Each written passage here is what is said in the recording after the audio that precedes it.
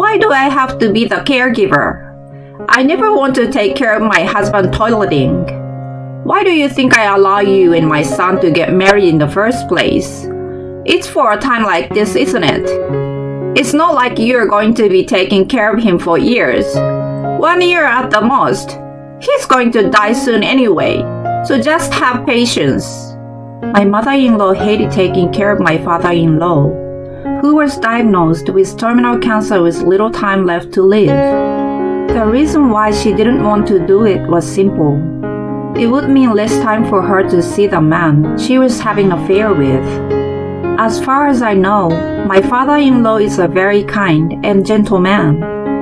My mother-in-law must have spent many years with my father-in-law. So how could she do such a terrible things to such a kind person? My father-in-law saw me having such thoughts.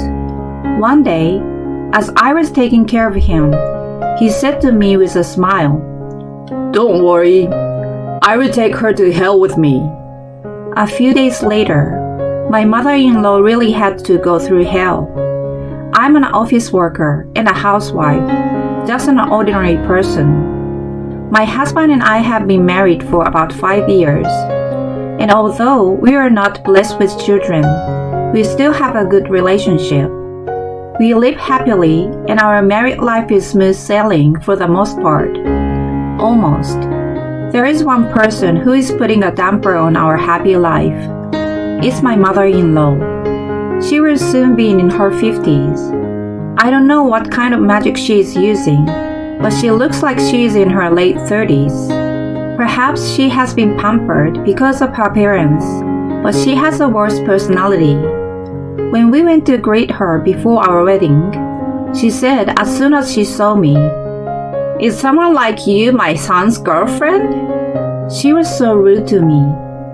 Afterward, when we talked with my parents-in-law in the living room, my mother-in-law listened to my story about my past and denied everything about my life, saying that I had a boring life and that I was shabby. Indeed, I'm not particularly beautiful. I was born into an ordinary family, and I have lived a reasonably happy and ordinary life. It's not a dramatic life, but why should I be denied so much at our first meeting? My father-in-law, who was standing next to her, told her not to be rude, and my husband told her to stop it, but she wouldn't listen to them. So on the way home after the greeting, my husband apologized to me and said painfully, "I love you, but my mother has always been a person who can only deny things like that, and I don't think she will ever get over her bad habit. So if you are disgusted with this marriage, you can reject it." My husband, who had nervously proposed to me, said this to me. It shows a great deal of determination, and that my mother-in-law is such a problematic person. But I want to marry my husband because I want to be with him. And if I rejected the marriage because of my future mother-in-law, it would mean that I was running away from her. I didn't want to feel like I was losing. What happened after that is obvious from the fact that I have been calling my husband since the beginning.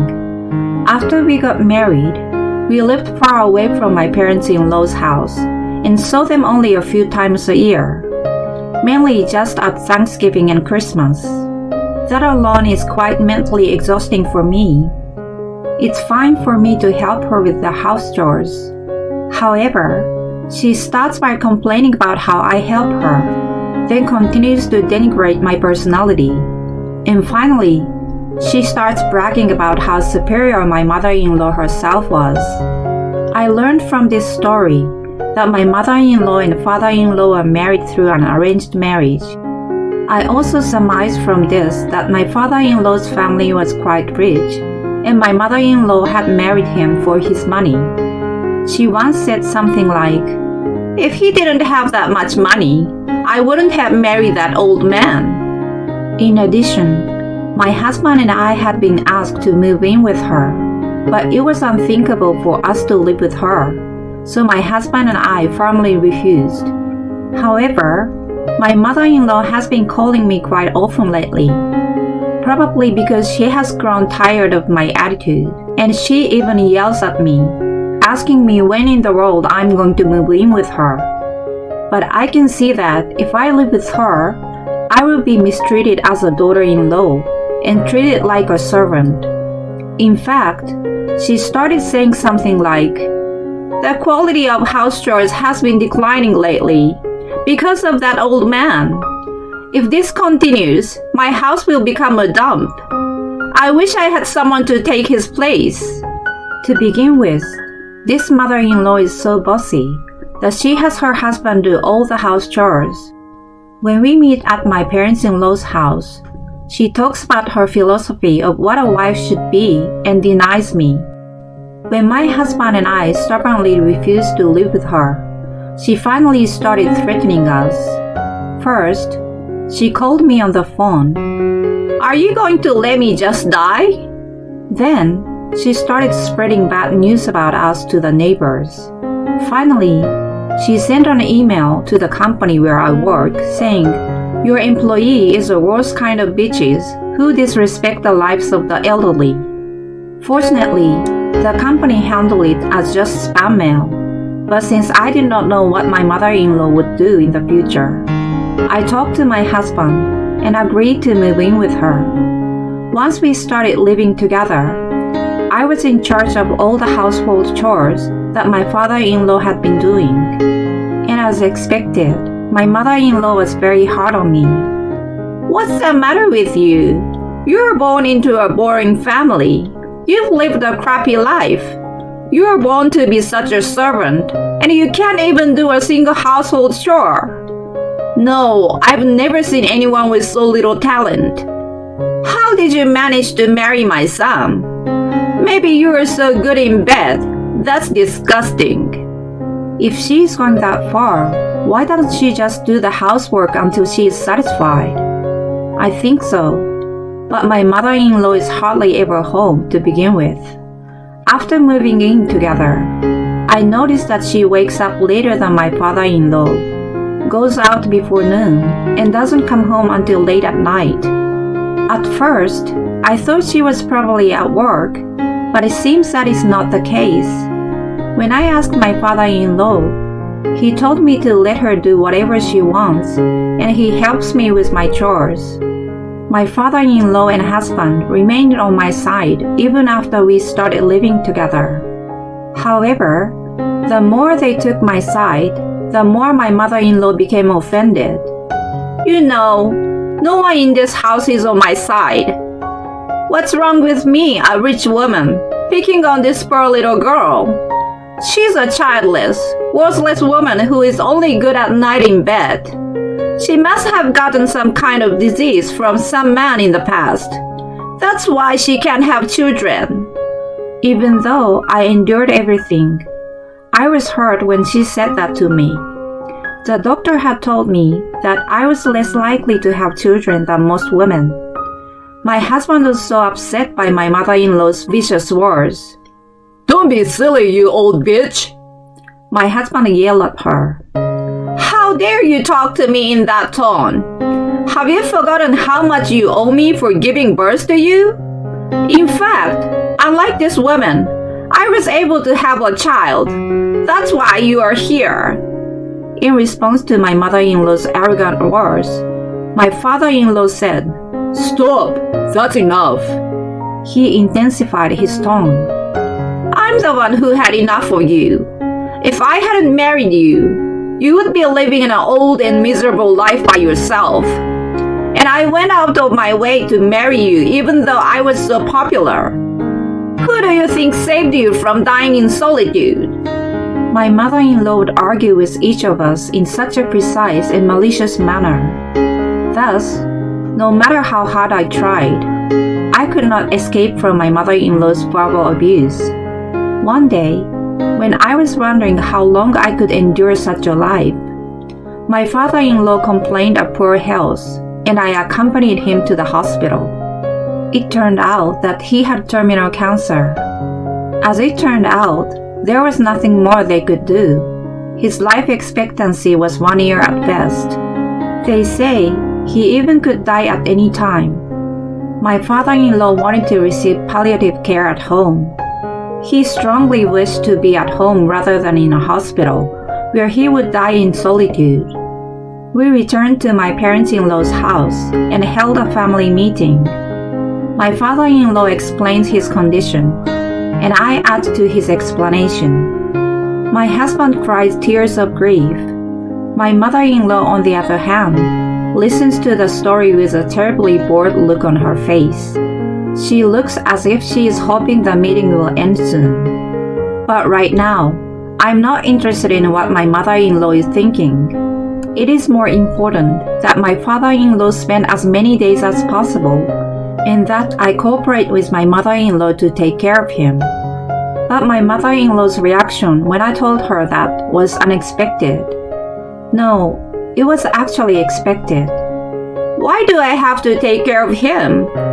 I definitely don't want to take care of my husband's toileting. What do you think I approved you and my son's marriage for in the first place? It's for times like this, isn't it? It's not like you're going to be taking care of him for years. 1 year at the most. He will pass away soon anyway, so you just have to be patient. My mother-in-law did not stop going out the next day. She even started going out more often than before, and even staying somewhere overnight.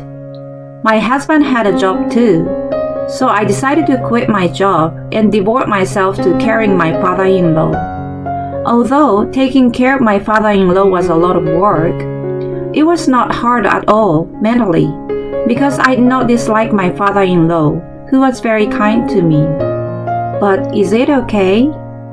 I don't know how true it is that my mother-in-law married my father-in-law for his money, but they have spent all this time together. The time he has left is short. Wouldn't she at least try to spend some time with him then? One day, when I was shopping with this thought in mind, my husband had a day off, and he was taking care of my father-in-law. Thanks for always taking care of my dad. I will take care of him today, so go out and refresh yourself once in a while. With that being said, I was having tea at a coffee shop after shopping at a nearby shopping mall. Then, I heard a familiar voice from a little distance away. I looked fearfully in the direction and saw my mother-in-law and a young man I have never seen before. I quickly hid behind a wall. I wondered if the reason my mother-in-law had been going out so often was that she was having an affair. While hiding, I listened to the conversation between my mother-in-law and the man. Then, I heard the most unbelievable words. Soon I will be able to live with you. But are you sure? I may indeed be more beautiful than most of the women in my age, but I'm at least 20 years older than you. It doesn't matter how old you are. I can only see you. I want you to be with me. That's very sweet of you to say. You know, my husband is dying soon. I'm going to get a big inheritance, and I'm going to give you a big allowance too. It was such a disgusting conversation. She made fun of her husband, calling him old, and yet she was being cheated out of her own money by someone younger than her. As I was getting angry with my mother-in-law, the two of them stood up. I ducked down farther so that my mother-in-law would not find me. Then I saw them leaving the coffee shop, and I decided to follow them out of the shop. Their destination was, as expected, a motel. Her husband is suffering from terminal cancer, and she's with a young man. She called me a bitch or something, but which one of us was it? I wanted to ask her about it, but I need to go home and cook dinner for my husband and father-in-law. Besides, if I got into trouble here, my father-in-law might hear about it. I didn't want to cause more pain to my father-in-law, who was already suffering from an illness. So I decided to capture them entering the motel with my phone camera and to go home. I continued to worry on my way home. If I don't tell my father-in-law about the affair, I might prevent him from being more in pain. But my mother-in-law is obviously counting on my father-in-law's inheritance, and it would end up in the pocket of the person with whom she was having the affair. Can I let this one go so easily? The answer to that question was not going to come in the time it took me to get home. So, while I was caring for my father-in-law, the thought of my mother-in-law's affair kept coming to mind, but I tried to act as normal as possible. However, my father-in-law found out I was out of my mind. Did something happen? My father-in-law saw through the hesitation in my heart. I wondered whether I should tell him or not, but I thought that even if I kept quiet, my father-in-law would find out with his sixth sense, so I decided to be honest and tell him what I had seen today. When my father-in-law finished listening to me, he was neither surprised nor angry nor saddened, but simply said, Don't tell me you knew about the affair."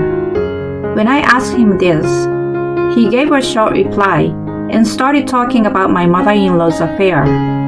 According to my father-in-law, this was not the first time she had cheated on him. She had been having relationships with various men and breaking up with them repeatedly for more than 10 years. The reason why my father-in-law knew about it is that he had actually witnessed it and had even investigated it using a professional investigator. However, the evidence of the affair was just an insurance policy, and he had no intention of doing anything with it.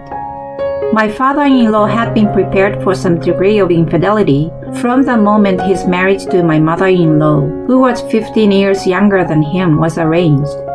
No matter how hard I try, I will get older before she does.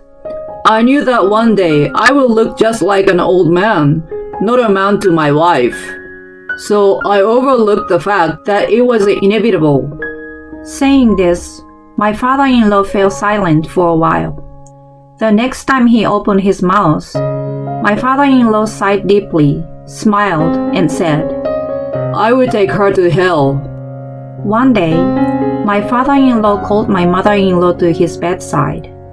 At the time, my father-in-law could barely stand up by himself. My mother-in-law came to my father-in-law's side, annoyed, and said, "What do you want?" I handed my mother-in-law an envelope, as my father-in-law had asked me to do.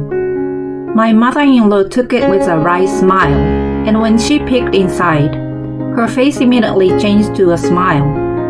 Inside the envelope was $2,000 in cash. "I have always been indebted to you. You always take care of me.